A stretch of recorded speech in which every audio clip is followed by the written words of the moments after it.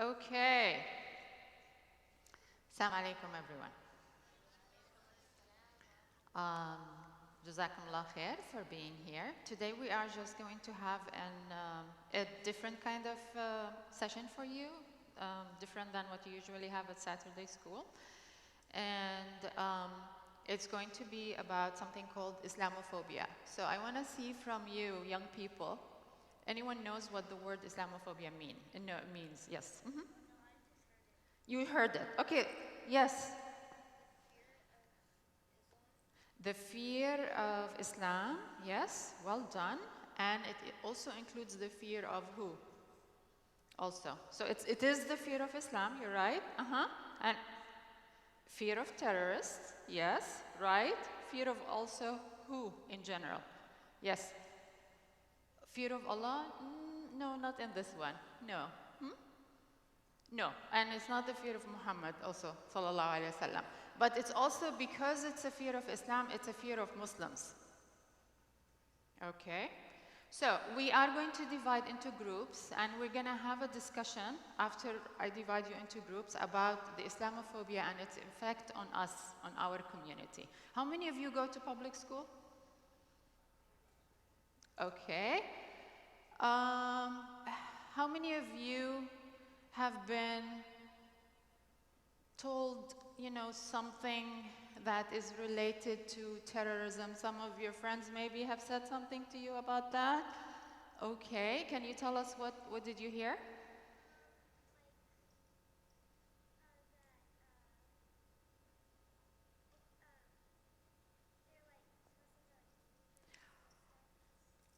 Yes, there are people who are saying that Muslims are dangerous. And so you had someone actually tell you that? Okay, do you mind telling us who told you that? No, don't give us the name. Don't give us the name. Is it someone in, someone in your classroom or someone in your classroom? Okay. Anyone else had something being told to you because you're a Muslim and, yes?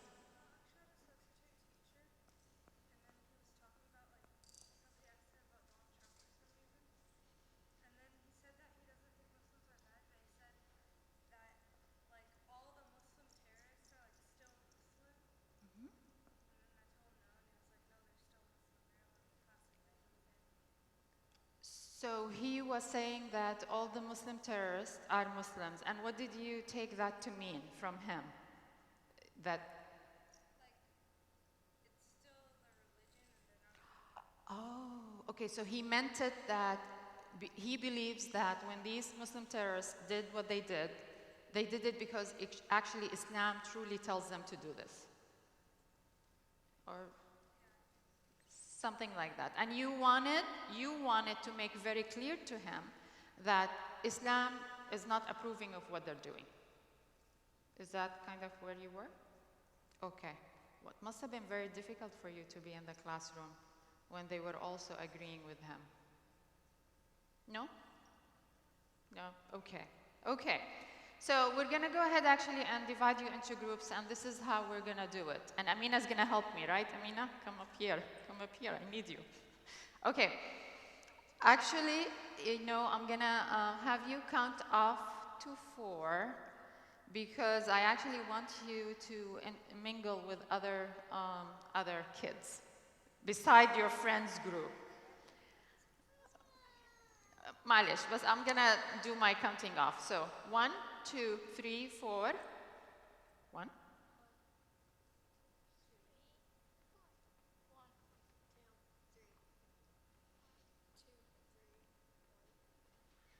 1, 2. Okay. Are you in? No. Okay. So 3, because I think we said you were 2, right? Yes. So 3, 1. And young man,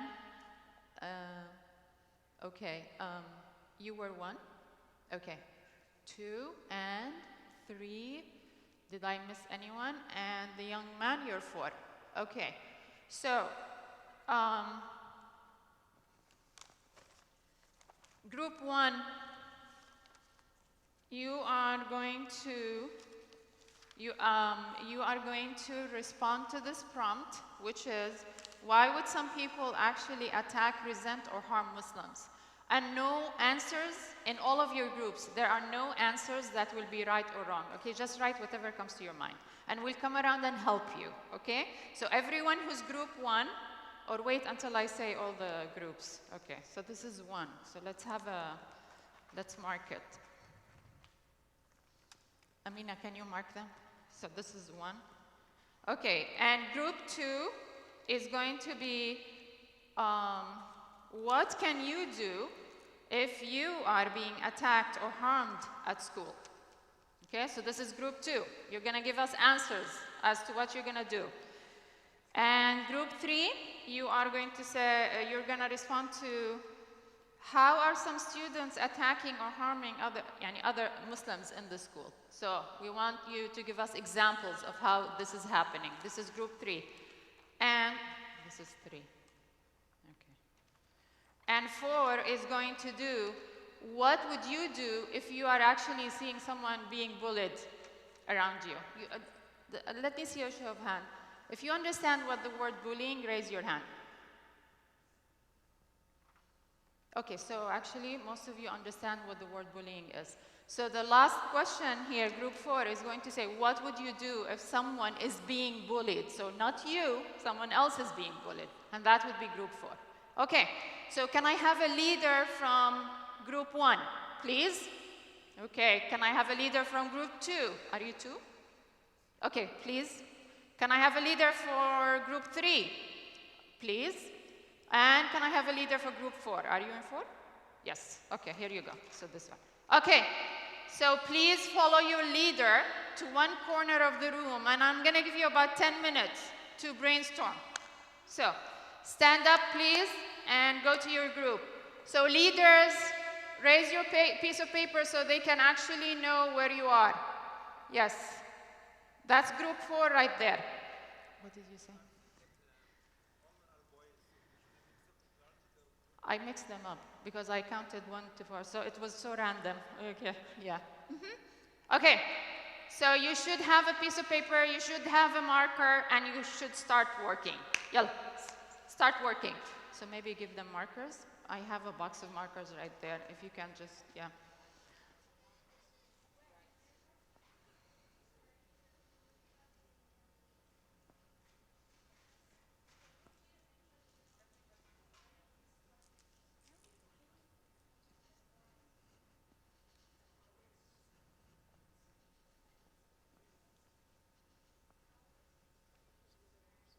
Anyone, do you need me to, do you have any questions for me about this prompt?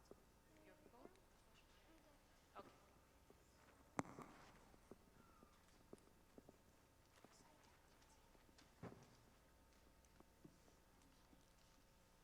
Do you have any questions for me in this group? No? Okay.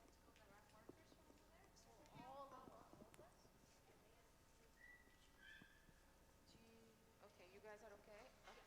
Well done. Oh my God, who discovered my mistake? That's a great job. Yes. One's over here. Any questions for me in this group? No. You guys are okay? Yeah. Okay. So, 1, 2, you guys can discuss what you guys want to write. No, one more. Whenever you feel there is a need for something. Thank you. Okay, other people. Everyone needs to write something at least, okay? I don't know. Just at least one thing you should be able to come up with. And maybe some of you are going to think of the same thing, which is okay. So just maybe put check marks next to it to indicate that more than one person thought of the same thing, if you want to. Terrorist. Oh, terrorist. Okay, I'm not a very good speller. Who knows how to spell? Okay. O. Okay, thank you.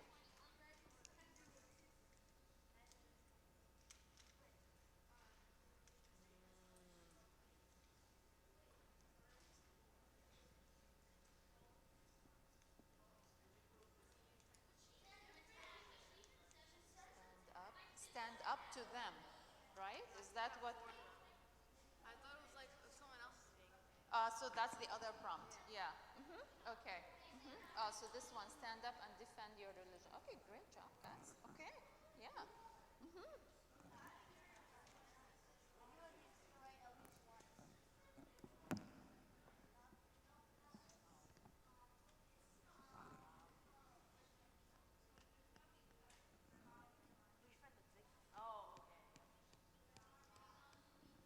You guys are amazing. Every single time I do any kind of these activities, I am in awe of all the children. Really, wallahi, mashallah.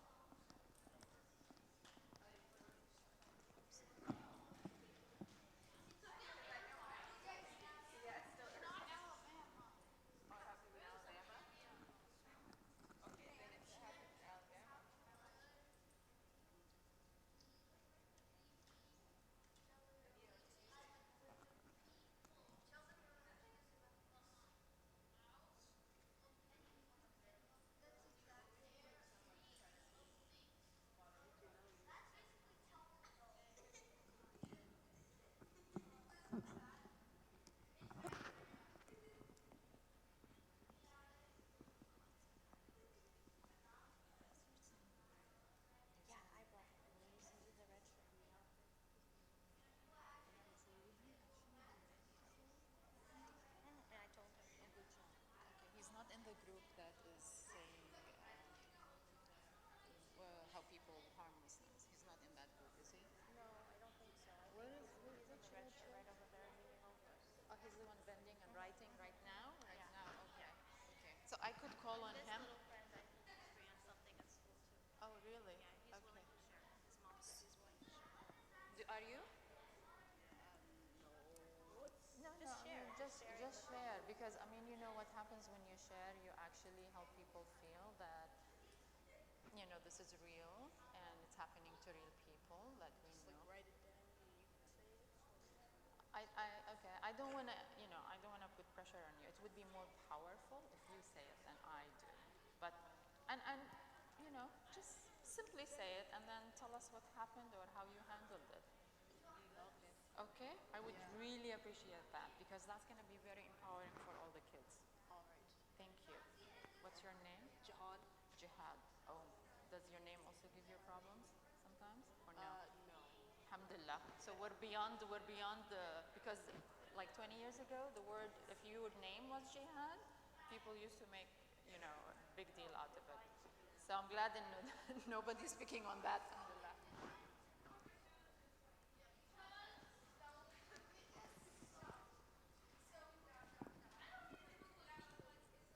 I think maybe we're ready to. Okay. Yeah. Okay. So in your group, I'm so sorry to have scared you. In your group, I need you to choose 2 people who are willing to come up to the front and read the post. You choose. I'm not gonna. You guys figure it out amongst yourself. We need 2. We need 2 from each group to come up and read the paper. And when you are ready, I would like you please to go back and take a seat. So,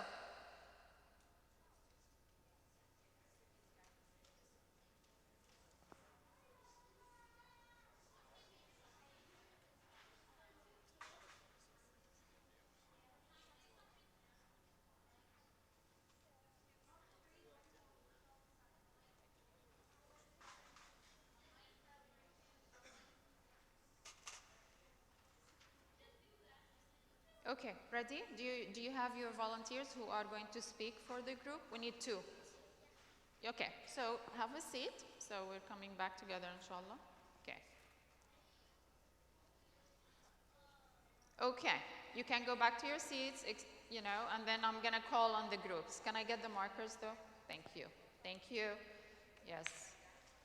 Thank you. Can you go back to your seat? Excellent. May I get the marker back? Thank you. Thank you. Oops. Okay. Okay, so you guys are being proactive. We're gonna start with you. Yeah, even though I was gonna go in order, but since you're already here, we'll just go with you.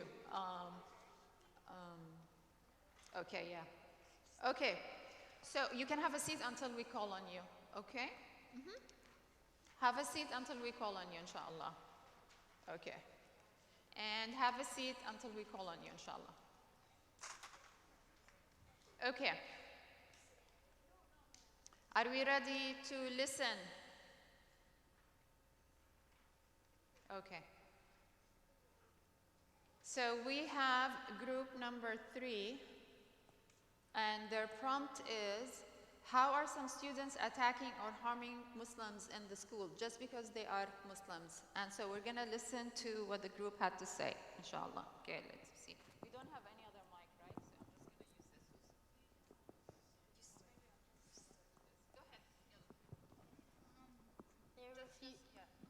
They refuse to be partners with you as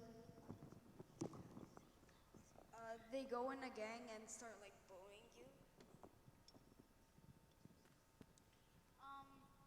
They leave people out of things.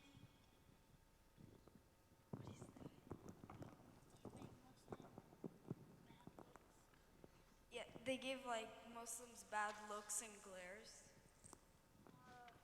Everybody runs away thinking you're gonna bomb.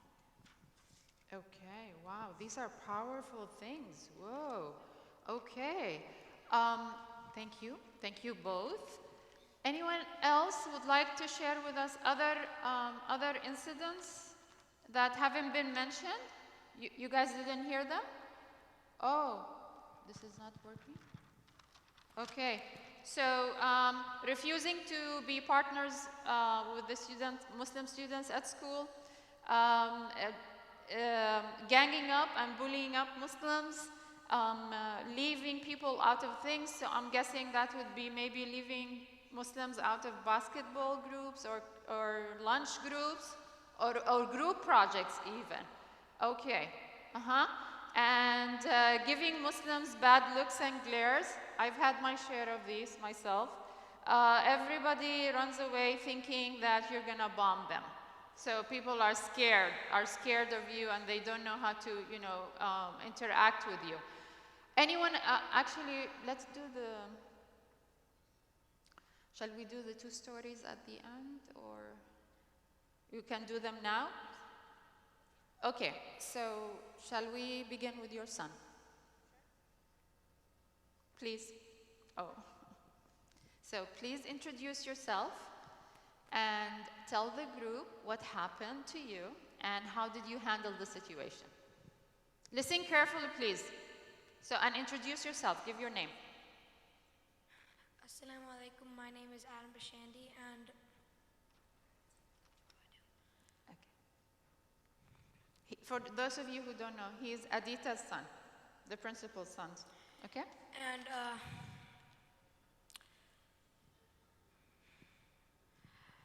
someone has been talking bad about my religion once at school. What was he saying? He said that all Muslims are terrorists and ISIS. And he said you're a Muslim. And he knew that I was a Muslim too.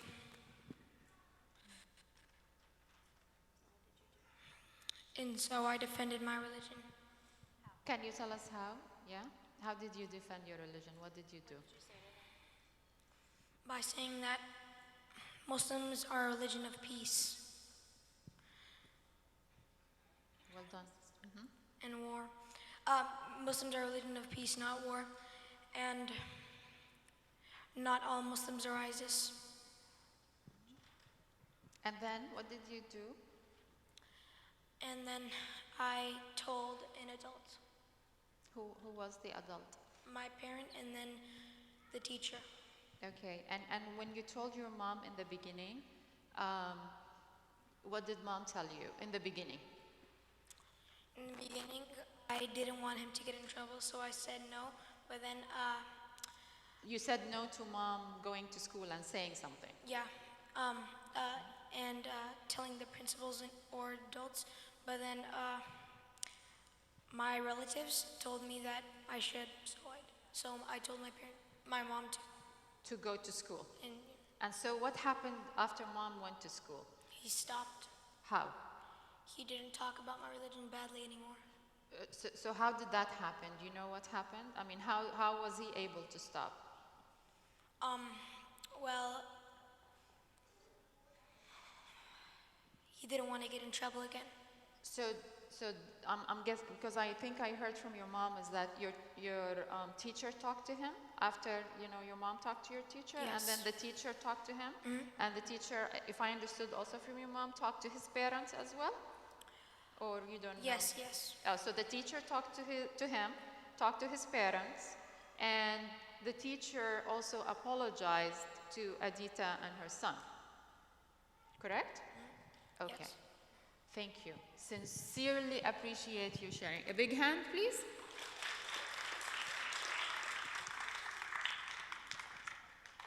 Okay. Okay. So let's go to, let's see, we did what are people doing. Let's go ahead and go to the group that is saying, what can you do? I think it's group 2. So can we have you come up, please? What can you do if you are being attacked or harmed at school? Here we go. I'll hold this for you so you guys can actually hold the mic. Here. Yeah. We said if you were being attacked or harmed at school, you could tell a trusted adult. You can tell them to stop kindly. So let me add one piece with the stop. When someone is, you know, harming you, you look them in the eye, even when you're so scared inside. Because most probably, when you're attacked or someone is making fun of you, you will be scared. And this is normal. It's very normal to be scared. Courage is basically you being able to stand up and do something even when you're feeling the fear inside you. So look them in the eye. You have no idea how powerful it is to look people in the eye and say what you have to say. You don't have to give them a lecture. Just look them in the eye and say, stop. This is unacceptable. Okay? You can stand up and defend your religion. Kind of like what's his? Adam. What Adam told us he did. You can tell someone you trust. You could tell them that your religion is about peace. You can ignore them. Sometimes actually this is the best policy, is just to ignore and walk away, depending on the situation. Okay. And you can just walk away. Yes, absolutely. That's it? Yeah. Thank you. Thank you very much. Thank you. Okay. Yeah. Really good. Anything else? Anyone else would like to add to what you can do that wasn't mentioned already? Anything else that you can do?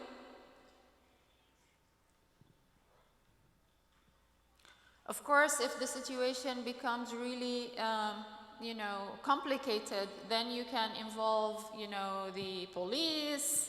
There are legal venues to actually handle situations like this. But it's always important to begin first by talking to the person who is, attacking you or harming you. Again, depending on the situation.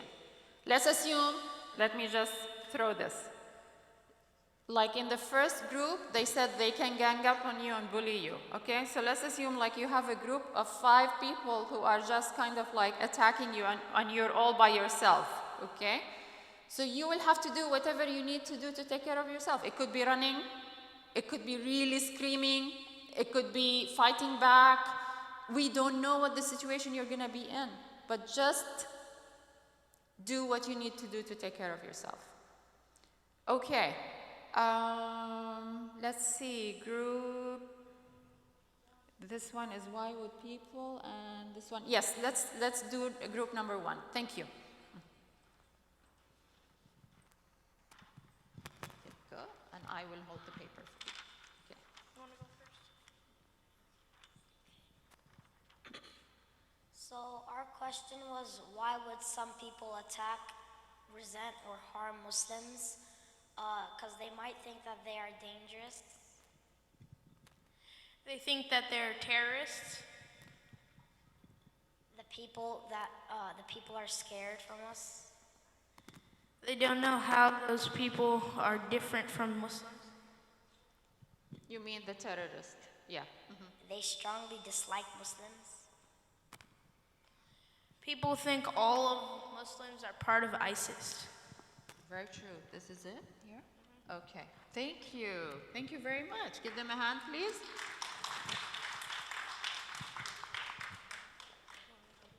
That's okay. Of course, you know that when people have the wrong understanding about Muslims, it's because they don't understand Islam. You know that, right? We Muslims know Islam, or hopefully we know Islam. Hopefully we know that ISIS and what ISIS is doing is definitely against Islam, and it's not Islam, it's not the proper Islam, it's not the right Islam, and I hope that every one of you understands that, okay? So, but people who hate us just because we are Muslims, they do not fully understand Islam. So before we go into the last group, I want to ask you young people, how do you think we can change people's ideas and people's understanding about us Muslims? Is this going to be, can we pull it? Oh, yeah, just so I can. Okay, come up and tell us, give us your idea. We can do good things so they think that Muslims are nice. Can you give me an example of one good thing that we can do? You can help them out in class or something. This is so true. If you are seen in the classroom as the helpful student, people will like you. And by extension, they're going to go like, oh, ISIS is bad, but, you know, Ahmed is actually really helpful in the classroom. So then it could mean that some Muslims are actually good. Yes. Okay, what else can you do? Yes, come up here, please. You could give them an English version of Quran so they can read themselves. Very nice. I will just add to this one. Make sure you ask them if they want to get the Quran first. Okay? Because, no, seriously, I get irritated when, you know, I get people knocking at my door and telling me, you know, they want to give me the Bible when, you know, I don't want to get the Bible at that moment. Okay? So just make sure that you ask them if they want to. Okay? Yes. And I think we had someone up there. Okay. We could teach them about Islam because we fear the unknown. How? So like we could just talk to them about how the Quran is similar to the Bible. Bravo. Well done. Yes. Come up, please. You can recite them an ayah from the Quran and then later tell them what that ayah means. Nice. What else can we do? Please come up.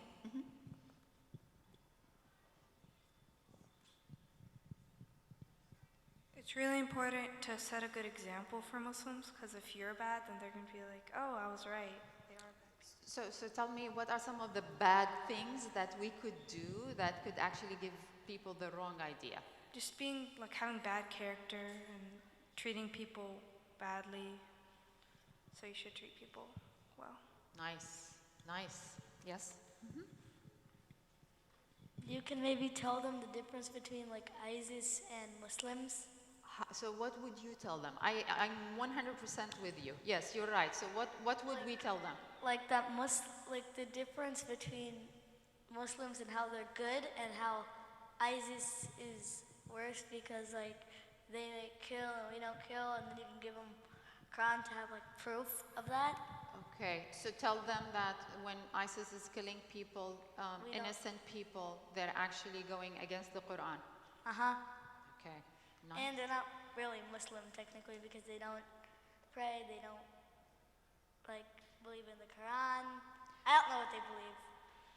Okay, so that's actually good. So maybe it's better to just say that what they're doing doesn't fit with Islam rather than go and say, you know, they're not Muslims.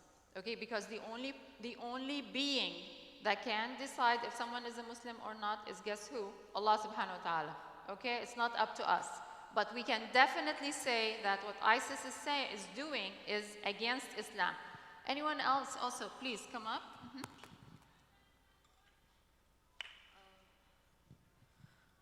We can tell them like about Prophet Muhammad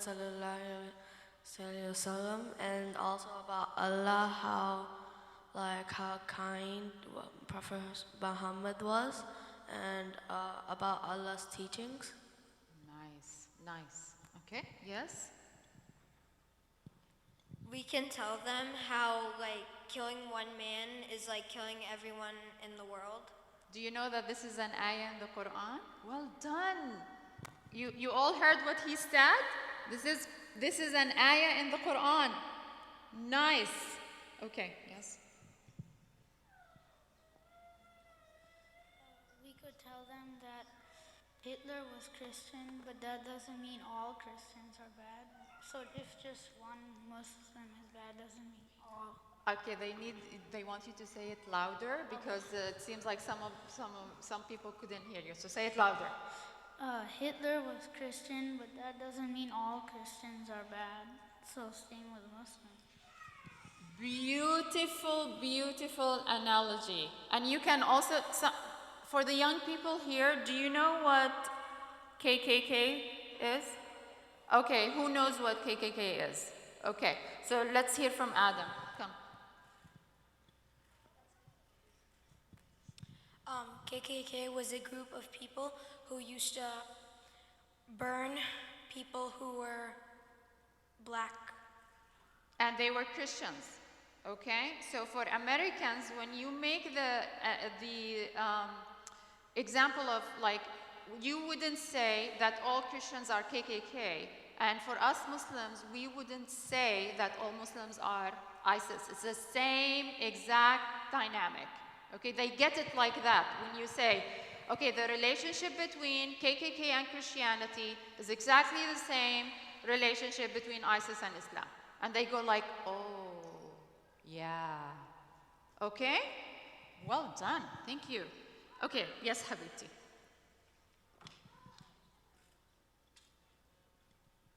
There's an ayah in the Quran that says, like, don't kill Jews or Christians and don't really hurt them because they're like people of the book. So like the people are like killing people of other religions, so in the Quran it says not to. Yes, because we do respect human life. I don't know if it's exactly like you're saying it, but yes, we do have that respect for human life. Okay, anyone else want to share with us what can we do to change the misunderstanding of non-Muslims about Islam? Anything else you want to add to that question? No? Okay, so let's have our last group. Okay, here you go. And I will hold the paper for you. So, go ahead. And so say the question and then give us the answers. So our question was, what would you do if someone is being bullied? And one of our answers were, tell the bully to stop and that it's not really their problem. We can also inform a teacher or adult. Befriend the victim or the person who's being bullied. Keep calm and don't negotiate. Keep calm and negotiate. Provide support and ask the bully why he or she is acting like that. You guys are amazing. Wow. This is it? That's it? Yeah. Thank you. Let's give them a hand, please. Thank you.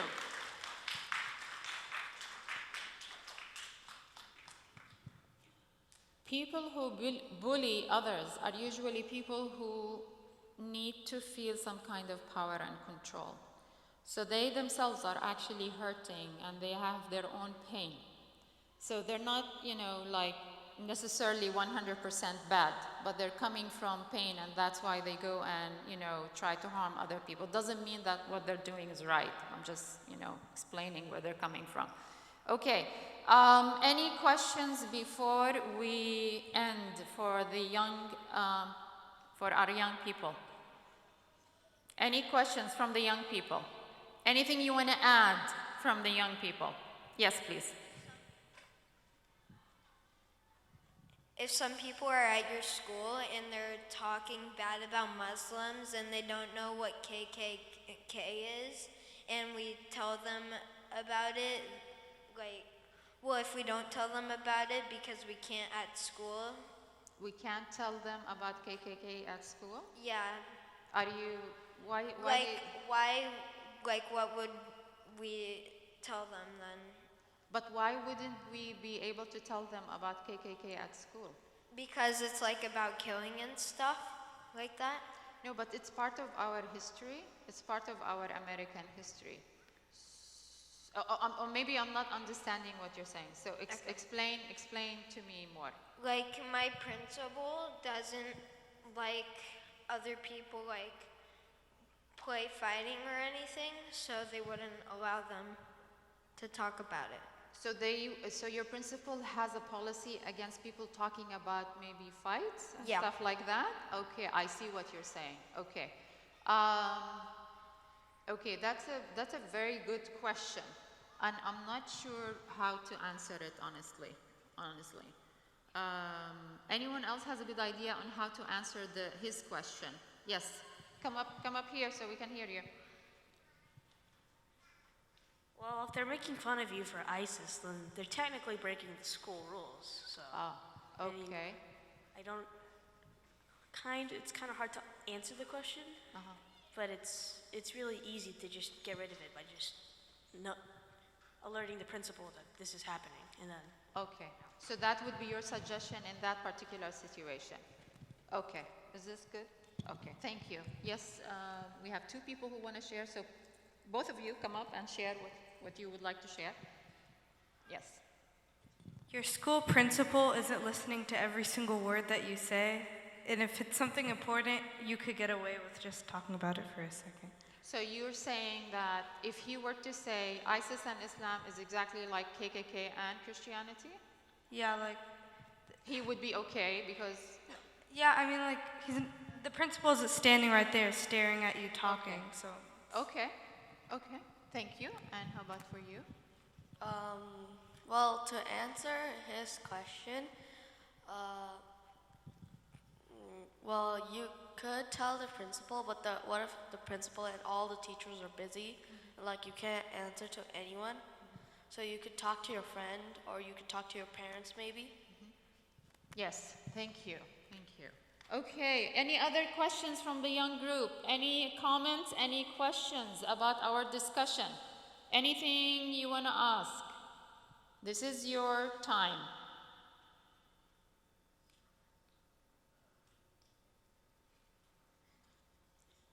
No? Okay. Can someone tell me why do we believe that what ISIS is doing is not Islamic? Yes. Come up here and tell me. Okay. Who wants to tell me? Okay, so Adam, and then we're coming to all three of you. Yes, Adam, come up here. Tell me. Because when we say Assalamu alaikum, we're saying peace and blessings be upon you. Not anything like what ISIS is doing. Which is what? Killing and not having peace. Yes, thank you. Okay, what else? Yes? They think what they're doing is the right thing, but in the Quran it says about, like how I said earlier, that killing one person is like killing everyone in the world. Thank you. Yes. Because like, if you compare ISIS to the Quran, ISIS is like way worse. They kill people and all. And then the Quran says like, we peace, and just like what Dean said, we mean peace, and we don't mean war. We mean we respect human we life. respect. I mean, we're not against any religion. We don't kill people for no reason. We just live in peace. We don't. Nice. Kill. Very nice.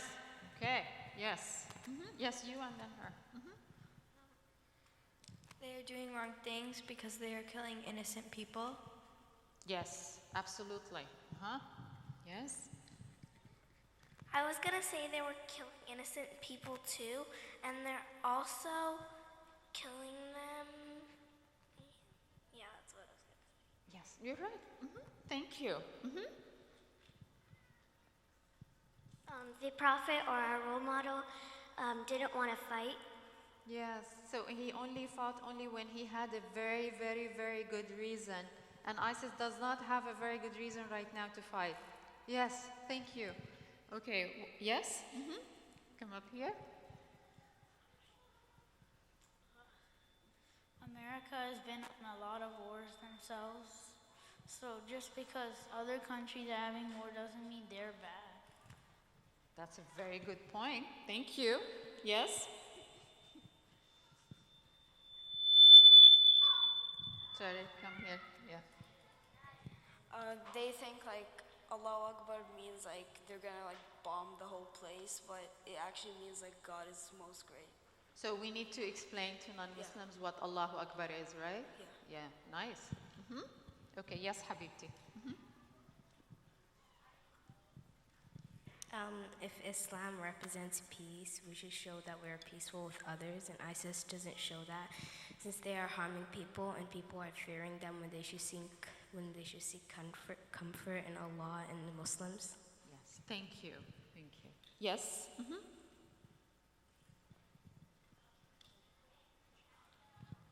I would say ISIS is fighting for something, but it's not. But they're not like fighting for the thing like Allah would want, or like I would say that ISIS would nearly be the opposite of Islam because they're fighting for violence and not peace, like Prophet Muhammad said. Beautiful, thank you. Okay, I think someone here, you had your hand up, right? No more? Okay, yes? I have a response for that. I'm not saying that like ISIS is what they're doing is right, but like I think they're taking hostages and stuff to like gain more land. To gain more, well, they're and like take over and stuff. not only like the that. hostages, they're just actually going into other towns and intimidating the people of the town and just having all these tortures. Yes, Habibti.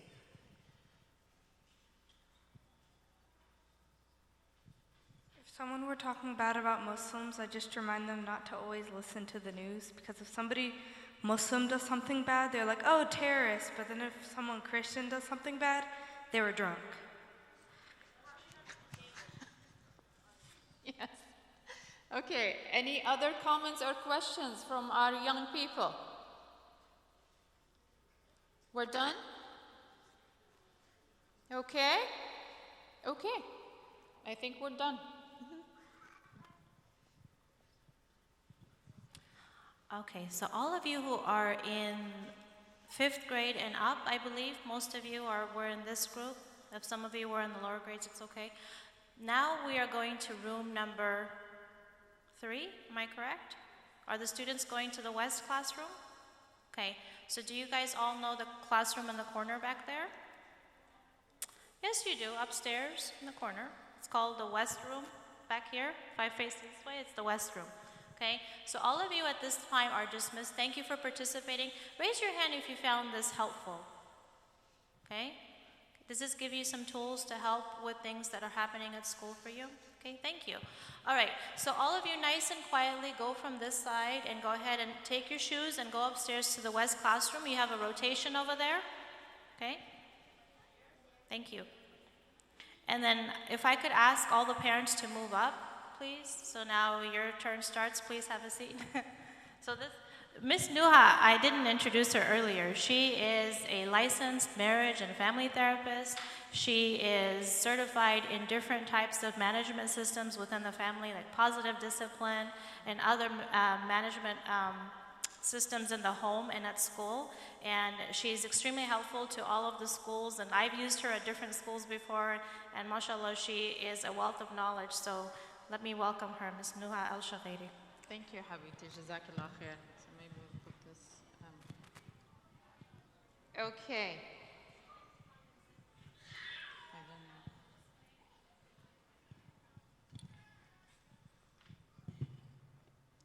بسم الله الرحمن الرحيم الحمد لله كما ينبغي لجلال وجهه وعظيم سلطانه والصلاة والسلام على أطيب المرسلين محمد صلى الله عليه وسلم. So I actually want to hear from you, because we only have a very short time together. What would be beneficial for you right now as a parent group? What would you like us to discuss, to share? What's significant to you? What's on your mind?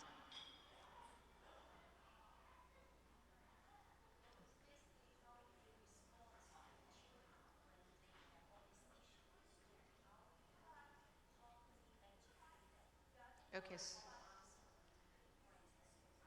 Okay, so how do you respond properly to the children when they come to you as the parent and share with you what's going on at school? You know, yes?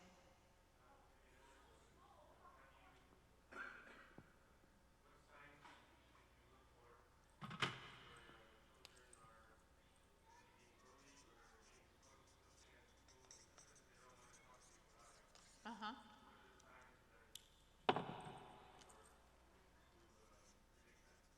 Okay.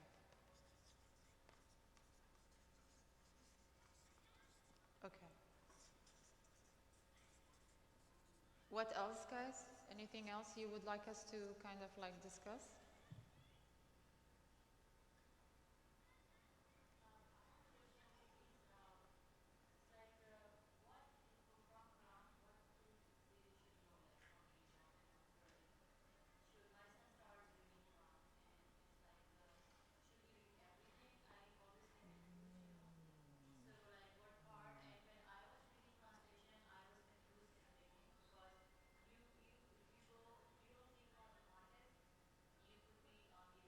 Yes.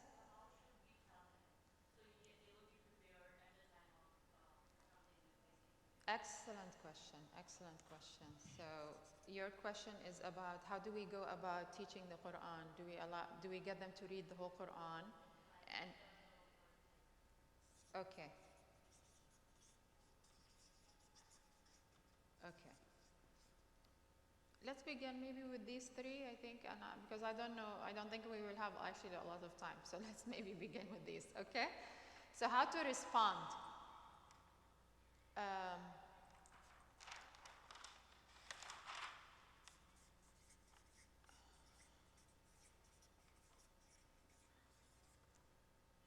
okay. We kind of are basically creating our own experience with this because there is no book where we can go and read the book and the book is going to tell us what to do, or you know. So this is our own collective experience, and that's why it's very important for me to do interactive sessions by this, because by no means I'm the expert on this. We collectively are together as a community the experts on how to handle this. So how to respond? Adam, Adita's son, he already gave us one way of how to respond. So what did Adam do? First of all, he notified his mom. That was the first step, right? I mean, he told you that it happened.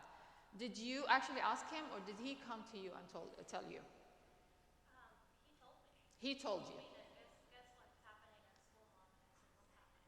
Okay.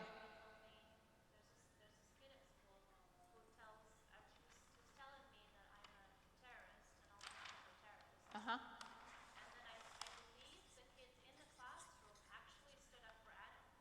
Oh.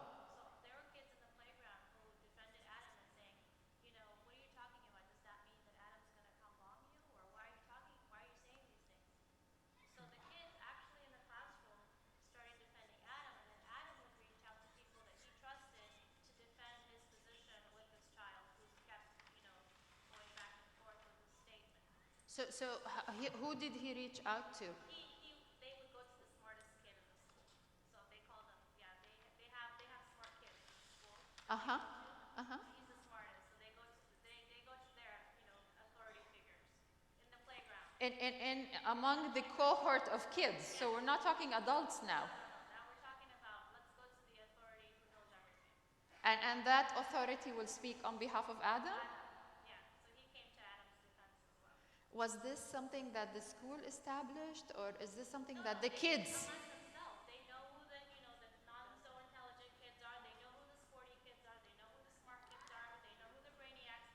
All the kids know this. It's already established within the school system. Okay, that is amazing. So I'm gonna just have the friends, and then we're gonna call it. You called it smart kids. That's what they do. I know, because remember, not one single, not all of the items we're gonna brainstorm today are gonna fit for you. We're just gonna mention everything, and then you're gonna check and see what what works for you. So Adam's story gave us an example of how to respond. The first step was, though, that Adam actually went and told his mom. So In the question about the signs, if there is no family connection at home, Adam would not have gone to his mom and told her. Okay? So always, for me, the number one piece that is important in anything, whether the bullying, the Islamophobia, the drugs, the addictions, anything you want to talk about in the family, it's the family connection. That's my number one piece. If the family connection is in place, it doesn't mean you're not going to have problems. So like Adita had a problem, her son had a problem at school, but because they had the connection, they were able to deal with it together as a unified front. So if you take one thing away from today's session, it's going to be my invitation to you to make sure that you are really putting time and effort into your connection as a family. And that doesn't happen in vacuum. That means you actually must make it a priority. You cannot say, oh, you know, doing this, okay, making money is more important, or, you know, volunteering or activism is more important. There is nothing that's going to substitute your own one-to-one connection with your own children. And it's done in the small things. We're not talking about taking them on vacation once a year. No. We're talking on a daily basis of how are you connecting with your children. So it means having meals together. Is this a priority in your home? Or are the meals basically, okay, when the child comes back from school, he sits, watches TV and eating his meal, and you have your meal whenever? No. Meals have to be together. If for example, in my family situation, at some point in our life, my husband used to come late. But he used to come late just before, you know, the kids would go to bed. So we shifted our dinner time so that we will have dinner time when my husband came home, okay, because that was a priority. So that meant the kids will have a snack when they came back from school, and 7:38 was dinner time. Why? Just simply because it was very important to have dinners together. Okay, so figure out what is your situation, but really work towards that priority. So family dinners are a priority. Praying together are a priority. And how do you do it? Not by whining and nagging. So not by, oh, hey, we're going to pray. I'm waiting for you. Where are you? I'm always waiting for you. No. You simply establish that we're going to actually pray together in this family. And so when we do the iqama, and someone will have to do, so whoever is in charge in the parents. When we do the iqama, and you hear the iqama, it means we're actually going to go ahead and start praying. We are not going to be calling you. Think about it. Your home needs to be a mini masjid. In the masjid here, how do we know that we're going to pray? Does the sheikh or the imam go around, oh, okay, we're going to start praying, we're going to start. Does he do this? No. They do the iqama, and once you hear the iqama, you immediately know that the prayer is going to start. So do this at home, which means if they don't join you, right from the beginning, don't make an issue out of it. Does the imam go and make an issue out of everyone who doesn't join the prayer from the beginning? He does not. Okay? So just do the iqama, start prayers with the expectation that I am inviting you to, we and this family, we pray together. So dinners together, prayers together,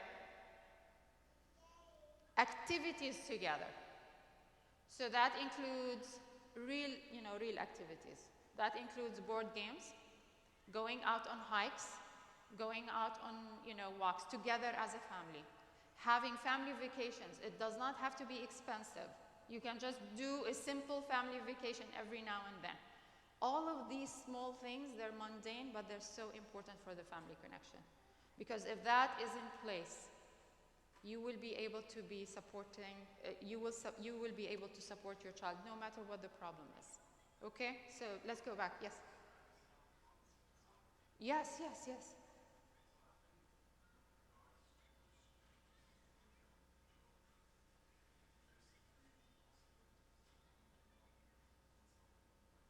This happens.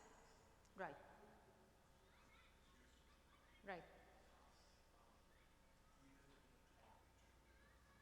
Yes.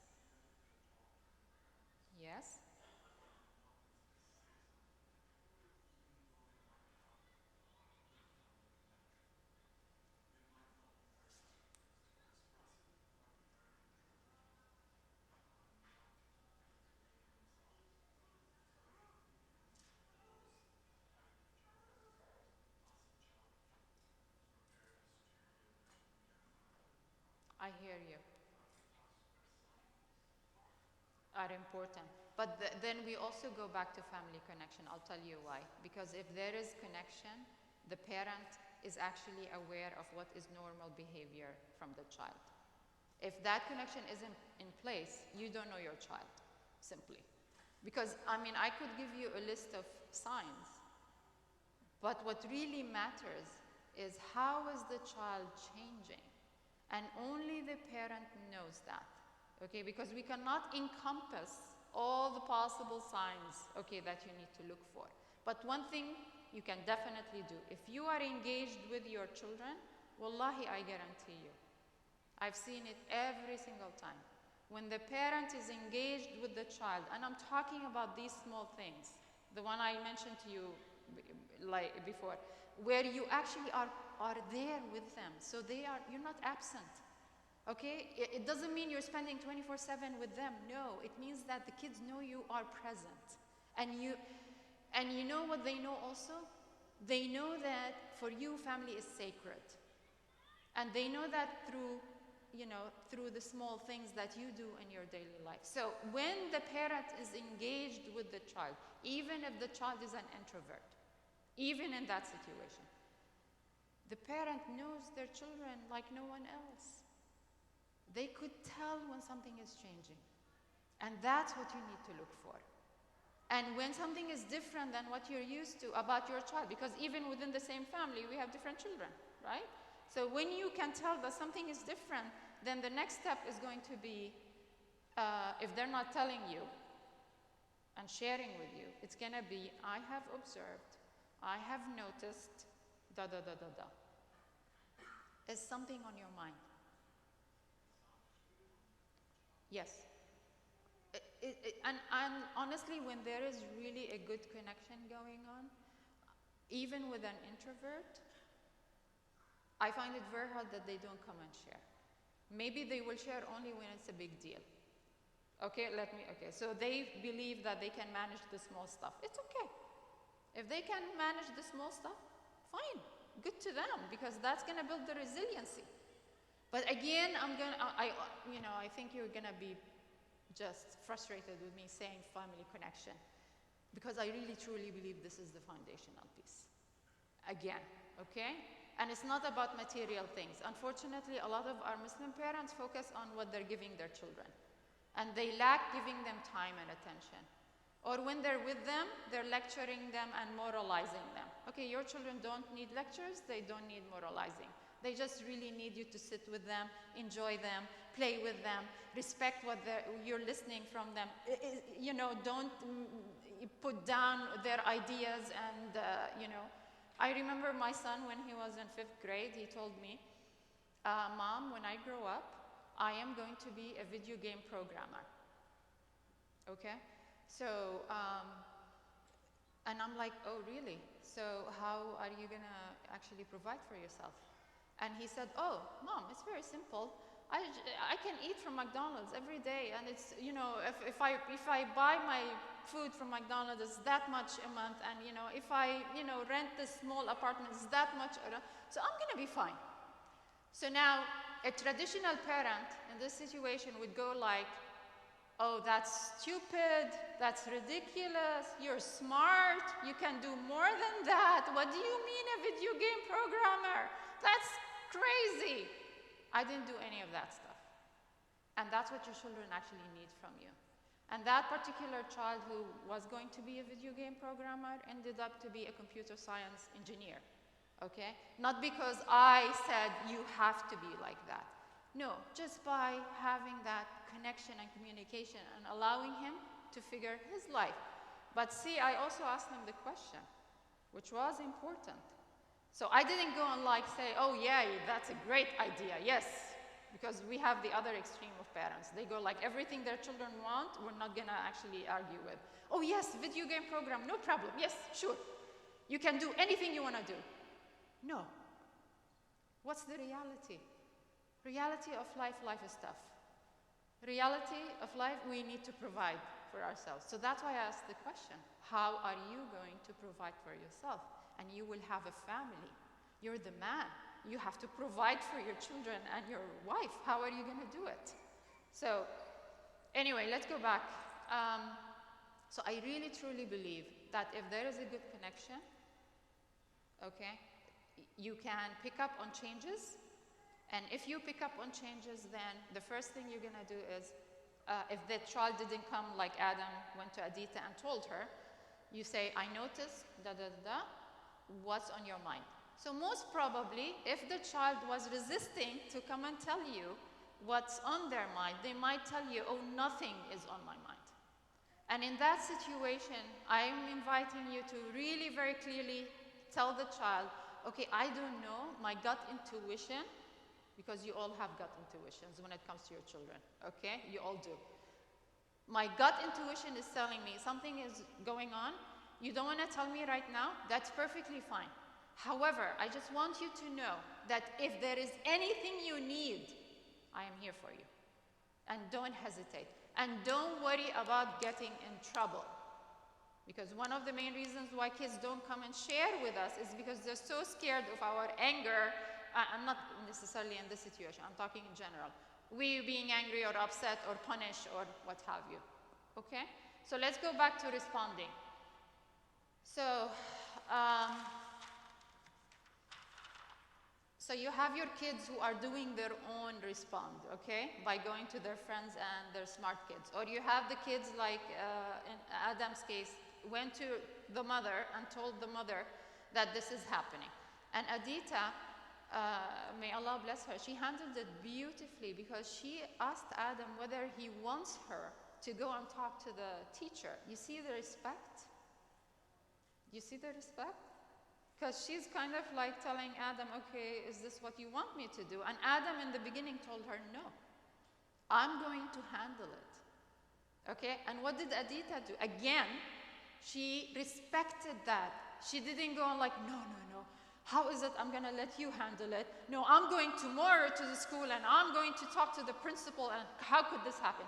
She allowed Adam to make a choice and make a decision, which is going to be a lifelong lesson for him in terms of being proactive, in terms of him believing that he's capable, in terms of like when his mom isn't around, he needs to take care of himself. It's a beautiful response on her part.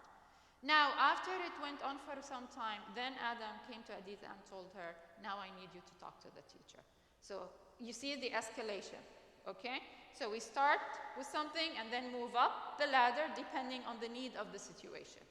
Then Adita intervened, and then the teacher, alhamdulillah, in this particular situation, was very respectful, okay, and handled the situation. Let's assume the teacher did not.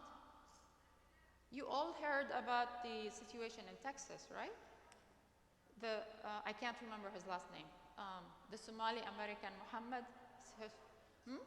the clock kid. Okay, but his first name I think is Muhammad. So Muhammad, but I don't remember his last name. So, and he's so proud.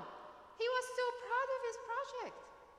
And then we have an authority figure who actually suspected him. Correct?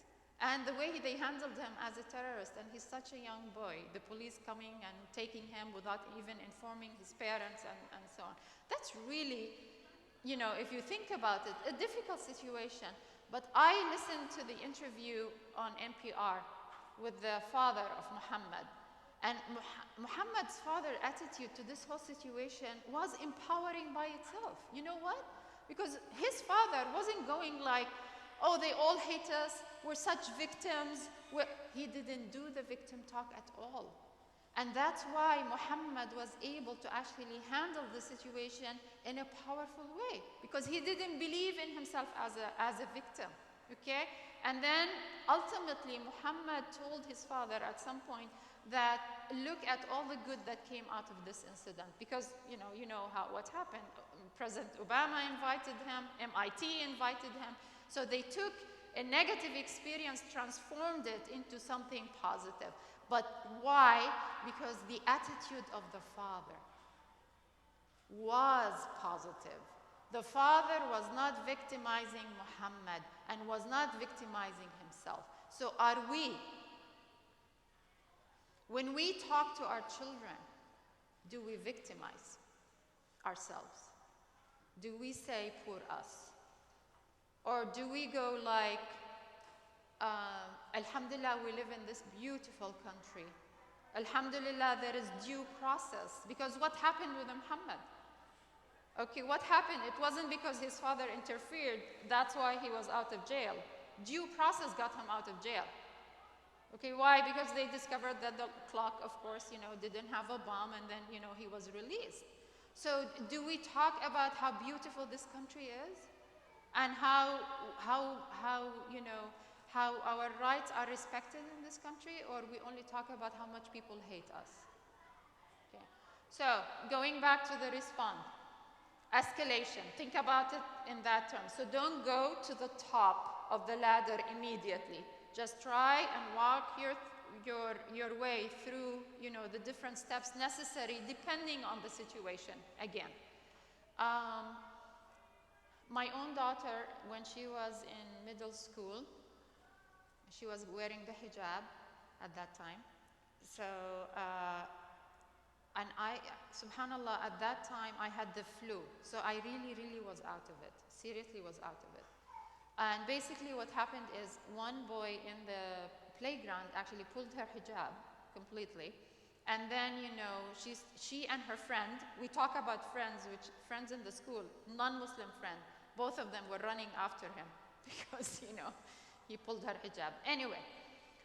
You know how they have lunch supervisors, so the lunch supervisors was involved, and and then they called them to the assistant principal and so on. I didn't know about what happened. You're talking about introverts and kids who keep things to themselves. So that's exactly what she did.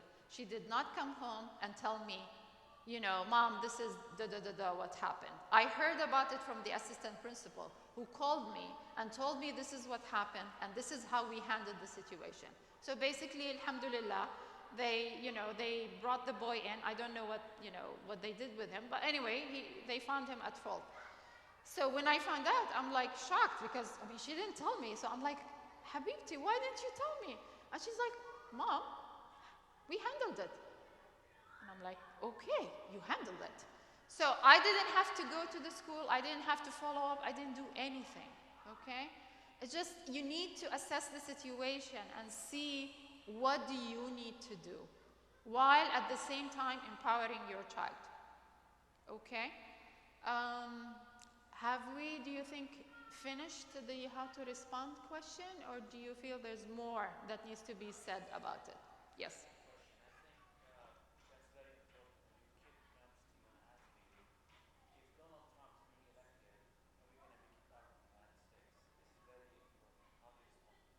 So what do you think the due process is in the country?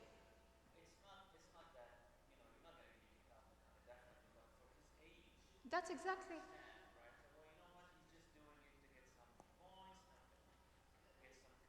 Exactly.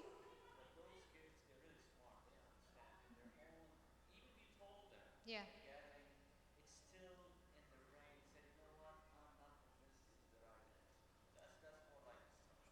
So you're feeling that if we were to tell them, well, the due process in this country does not allow him to kick us, American citizens, okay, just because we're Muslims. There will have to be a major change to the Constitution, and the Congress has to approve it, and not veto what, and then it will happen, right? So you believe if we were to tell him that or her that, they're not going to believe it.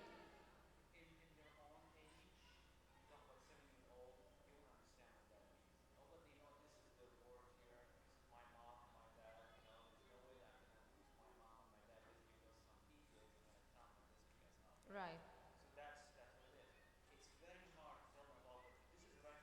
Yeah.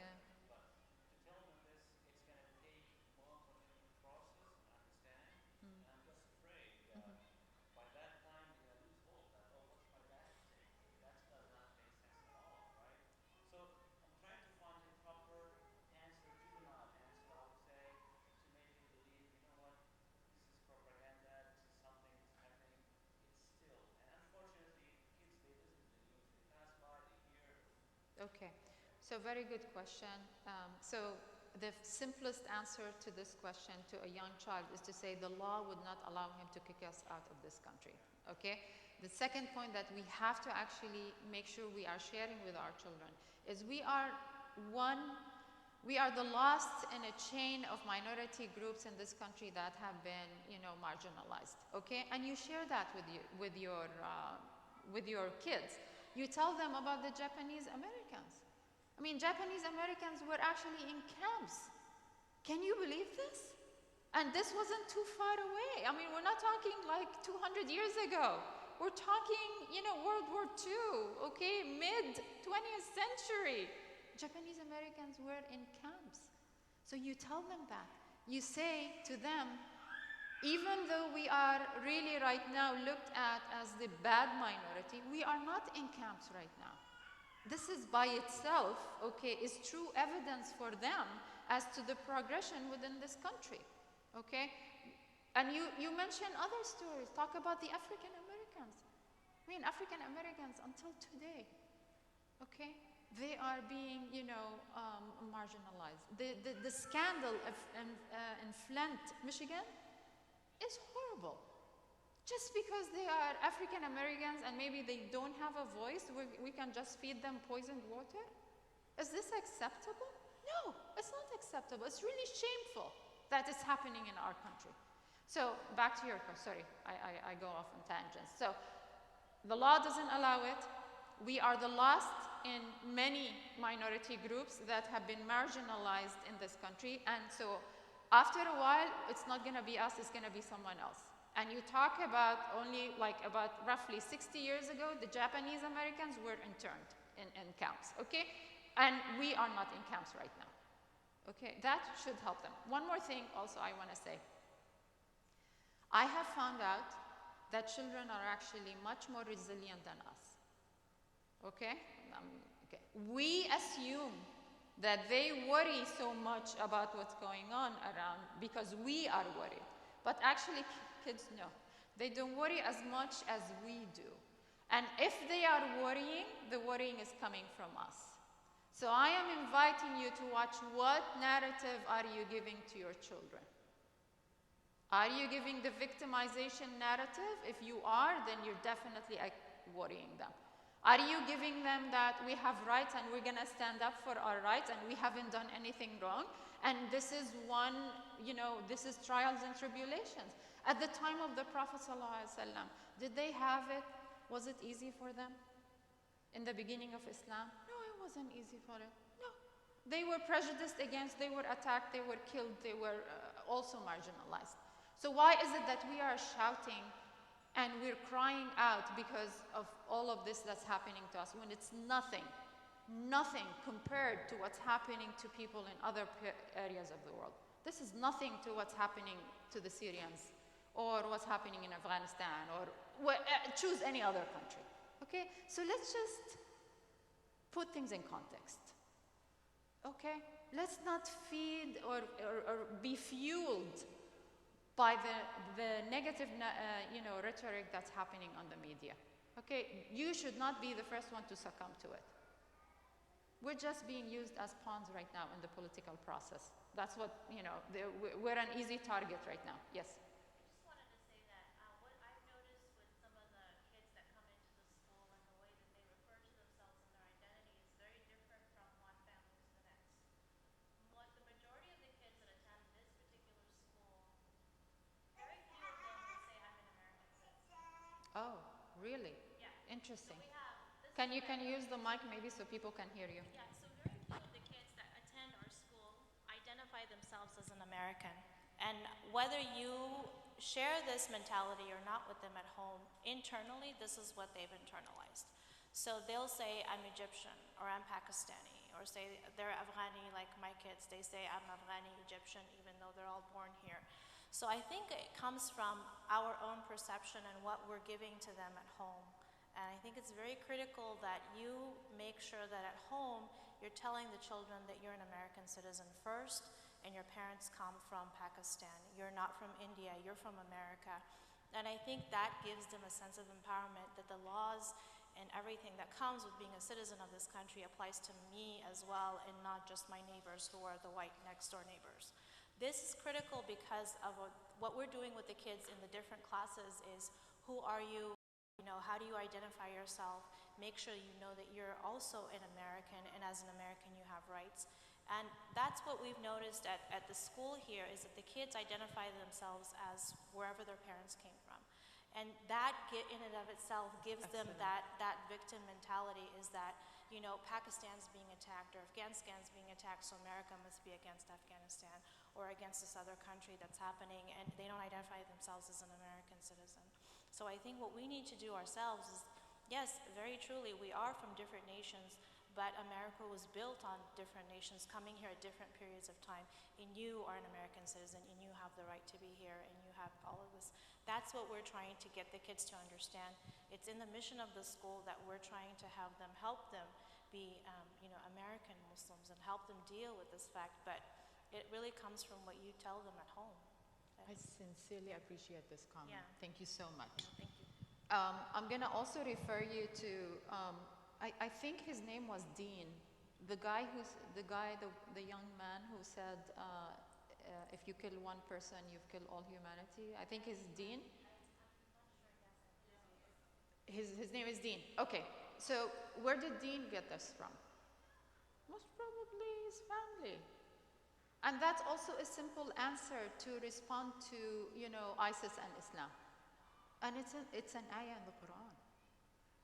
And it's a very simple, like, I mean, you know, it's just like simple. Yeah, ISIS, you know, what ISIS is doing is not Islamic, because killing one innocent life is just like killing all of humanity. And it's in the Quran. That's a powerful statement, and it's a very short statement like that, okay? Because there are so many nuances and so many intricacies with what ISIS is doing. And we're not going to be able to respond to all of them or explain all of them to our children, right? So we need to give them, like you were saying, simple answers. But there are simple answers to give.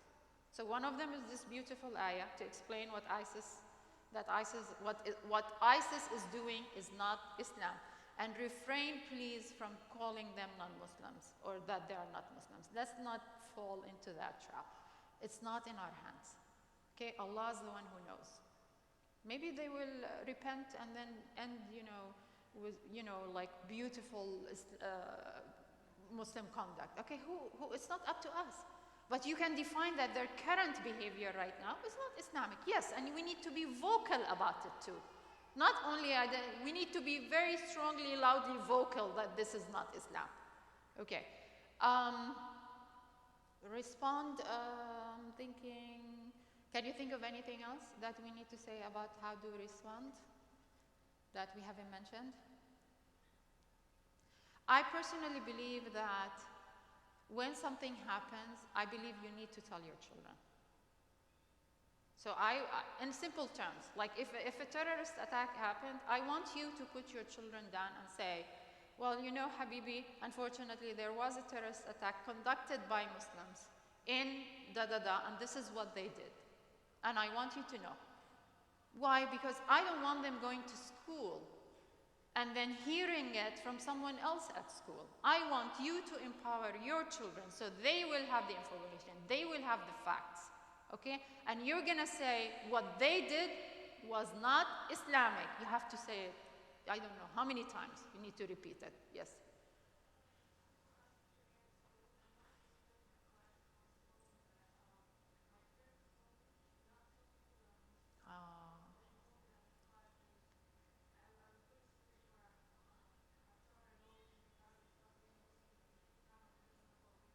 No, absolutely.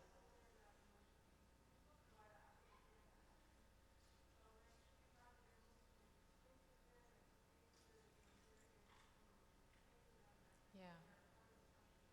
Yeah. I can imagine. Because you wanted to respect what the parents are sharing at home and what are the parents' rules, but at the same time, you have a different view about how it needs to be handled. You're right. So I think you handled it beautifully, okay?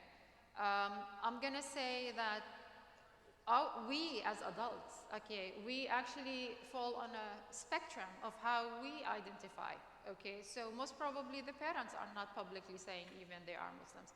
It is what it is in their family. It's okay. The girl is going to make her own choices as she goes through life.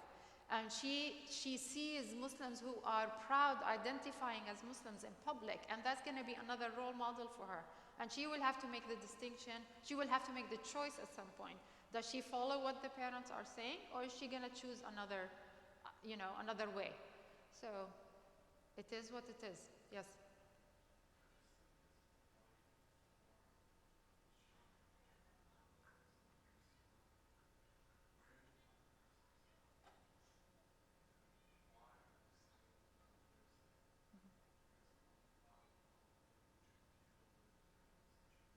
Right.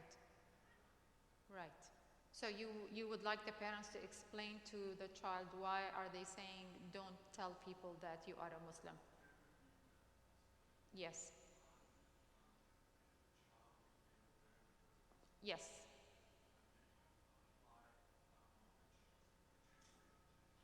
You're right. Absolutely. And then they can make their decisions later on in life. You're absolutely right. Yeah. Yeah. Okay. Yes.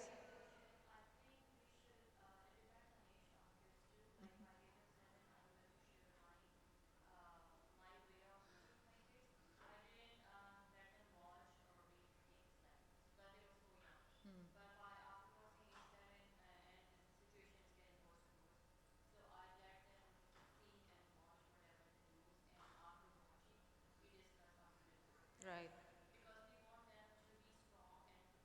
Right. Right.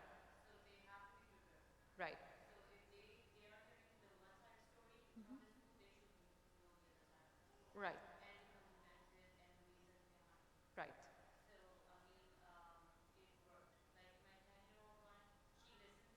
Mhm. Mhm. So you're actually raising a very good point. Your children also are going to be different in how they respond, or whether they're going to stand up to things or defend or be active, and we need to just respect their individual differences in this. You do not need to say, okay, look at your brothers doing this, why aren't you doing this? Let's just respect how they want to handle different things, And with the news, just to give you, I as an adult, okay, in my 50s, I stopped watching the news after 9/11. I only read it or hear it, but I do not see it. So I'm putting this out there because, also different children have different sensitivities. So, and also be careful about kind of like what they're watching. I personally, and look at me in my 50s, I cannot, the images they are seared in my head, okay? So I cannot watch the news. So just, kind of like assess things, on different levels. Mm. Okay.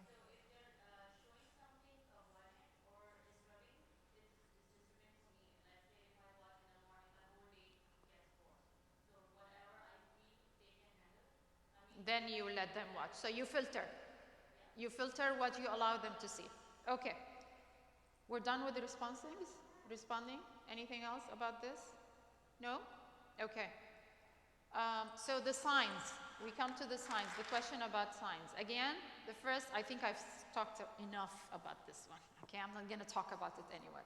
So basically, but based on this one, is you are going to look at what is unusual. Okay, that's your key, because you know your child more than anyone else. So when you see something that is deviating a little bit from what is usual, you need to check in with your child. And you check in by saying, again, I noticed, I observed, is there something the matter? Is there something you would like to share with me? They want to share, alhamdulillah. They don't want to share, you say, okay, no problem. Just know that I'm here for you. If you need me for anything, I will be here for you. And don't be afraid of getting in trouble or being punished. Okay? Okay. So like, you know, of course, I'm sure you all know there are dramatic signs, but I mean, I'm hoping you're going to catch it before it becomes, you know, dramatic. And it's not necessarily attached to, you know, Islamophobia, but your child refusing to go to school. Like in the morning, you're like waking them up, they don't want to go to school, and you see that this is actually happening. Okay, this is a red flag. Something is going on, and you have to get to the bottom of that, okay? Another thing could be that you notice that your child is just very anxious, very agitated. Okay, something else is going on. You need to really get to the bottom of that as well, okay? I can't think of any other dramatic signs pertaining to this one in particular. Can you think of anything, Adita? Any specific sign? Withdrawing, yeah. Yes. Yeah.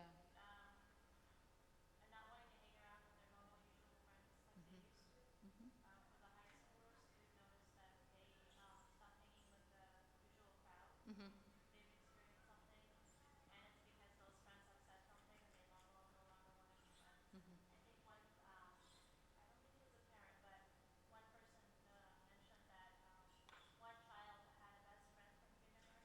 Yeah.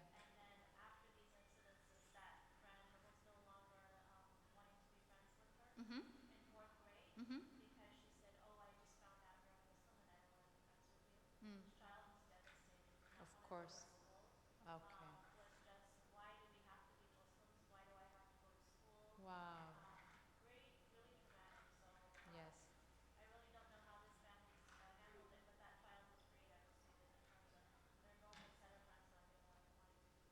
Yeah. Wow. That's dramatic. Yeah. Okay. Exactly. To just, you know, have a good reason for why do we need to skip school, right? Yeah. After 9/11, I didn't keep my kids at school. I just sent them to school, but I checked in with them after, you know, after they came home from school every day, like, how's school? Is everything okay? Is anyone harassing you? I actually were very blunt, okay? You could do that too. You could be very clear and blunt about it. Is anyone harassing you? Is anyone bothering you? Is anyone saying anything, you know, wrong to you or something?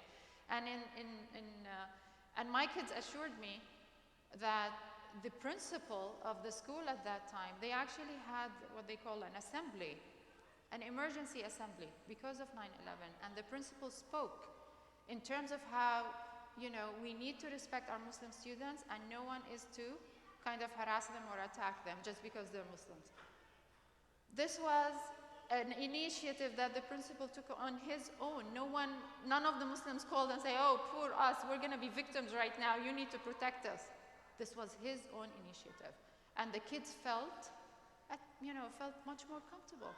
If you listen to President Obama's address after the San Bernardino attacks, the attacks happened Thursday, Wednesday, and he had a speech on Sunday. If you really listen to it, that was an empowering speech for us. He spoke very well about American Muslims. Okay, and he set the tone on how the country should behave. Of course, Donald Trump has a different agenda. So, but you get the point. Okay. Okay, so the last question that was raised was about the Quran. And what do we do with the Quran?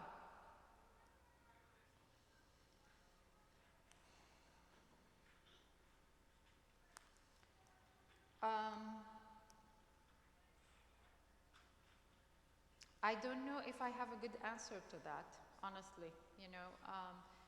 I know that when I was taught Quran myself in Saudi Arabia, we were taught the first, if you will, I think the last 3 juz'u in the school, and then we were given specific verses from different chapters, okay? So we basically were not asked to read the whole Quran in the school, okay? But that became an individual choice. Everyone, you choose. But I know, for example, in the Indo-Pakistani community, mashallah, they have the beautiful, beautiful, beautiful practice of that teaching their children to read the whole Quran. You know, is it by the age of 7, or what's the practice? Who's in that community? They start early, and then? So depending on the child. Okay. And what do you call the ceremony when they finish? Amin. Okay. Yeah. This is such a beautiful practice. Like, for example, I'm an Arab, right? The Arabs, we don't have this. You know, we don't have this idea you sit and teach your Quran, just like I love how you guys, the Indo-Pakistani, have this practice in your community. Seriously beautiful. Anyway, so within that practice then, the kid is going to read the whole Quran. I personally feel, okay, that we need to allow our kids to read the whole Quran. However, we need to also focus on explaining rather than focus on the memorizing piece. Because a lot of our kids, they memorize and we keep telling them you have to memorize, but they don't understand what they're reading. So let's make it more of an effort into understanding and also paying attention to the troublesome ayahs, because we have troublesome ayahs in the Quran, and not all of them are about the war. Some of them have to do with other things. And you need to explain these ayahs to the kids. As, according to their level, of course. You're not going to go into, like all the tafsir and Ibn Kathir said that, and then, no. Okay, just choose one relevant tafsir that works for you, that explains it in a good way, effective way, and share that with your children. So that would be my invitation. Why? The reason being is the Quran, the power of Quran it's in the collective chapters, in the collective surahs. Like if you listen to Jeffrey Lang, some of you know Jeffrey Lang? No?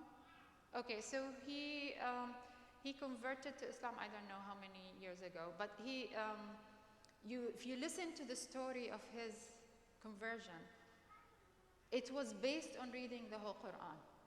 And it was based on really gaining that collective spirit from the Quran. So if we just choose bits and pieces from the Quran, we are robbing the children from really gaining that beautiful spirit. So my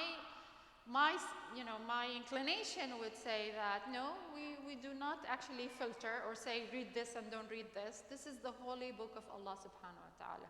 It was revealed to all humanity. So allow them to read all of it without censorship, but make sure you're doing your part in explaining the difficult ayahs. Yes.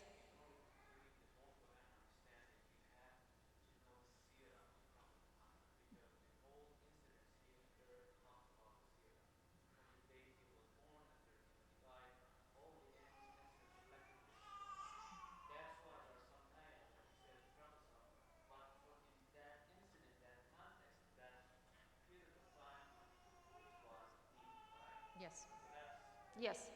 So that's when you're explaining the ayah, you also give the context of the ayah. You're absolute. And so you explain the limits of applying the ayah. See, this is the problem.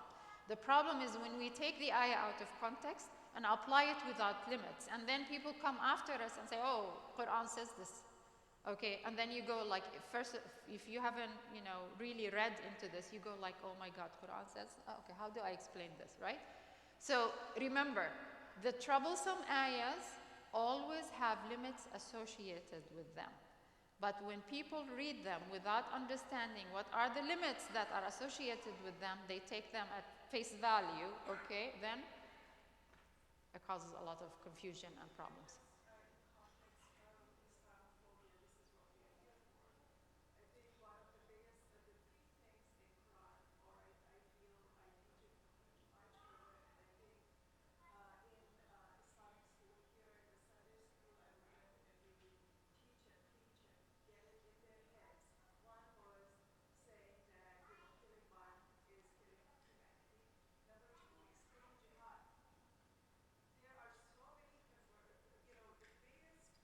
Confusion.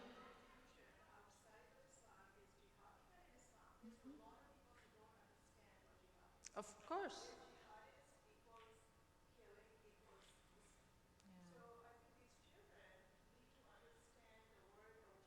Well done. Yes.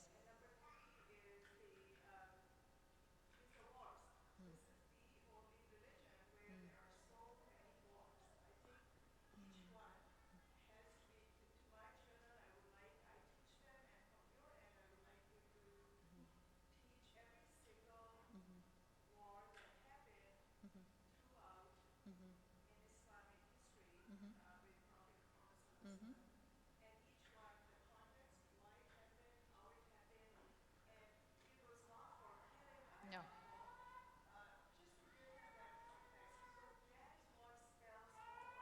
Yeah. Yeah. Yeah. Yes.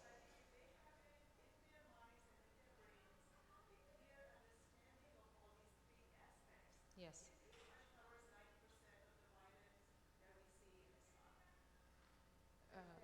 Or perpetrated by Muslims. Okay, it's because it's not in Islam. Yes. Yes. I will add to that one more piece, which is the religious tolerance in Islam, because we don't talk about this also maybe enough. And some people believe that if you are preaching religious tolerance in Islam, like as if you're being a traitor to Islam, as if you're not being a true Muslim. They don't understand that this is actually part and parcel of Islam. They think of it like you know, you can only be a Muslim. All of these people who are non-Muslims, they're just going to hell.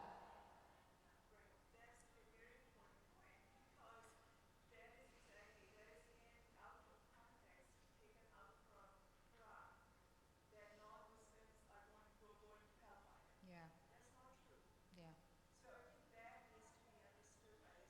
You're right. You're right. In order for them.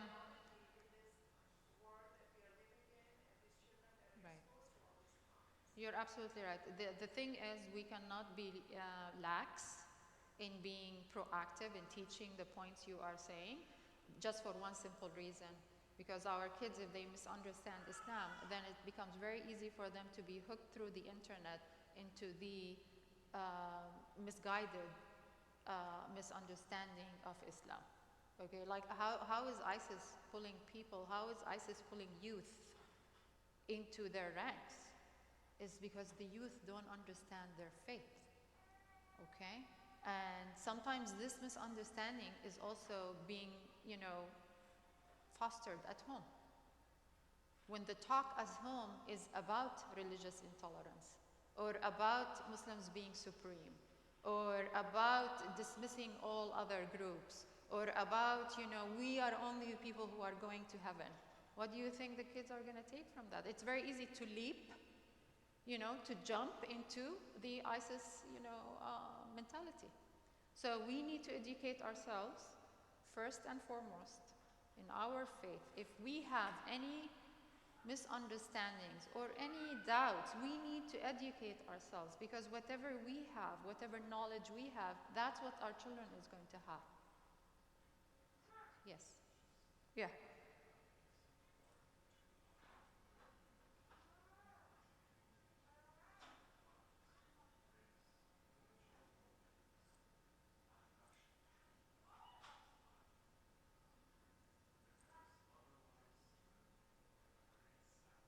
Yes. Yes.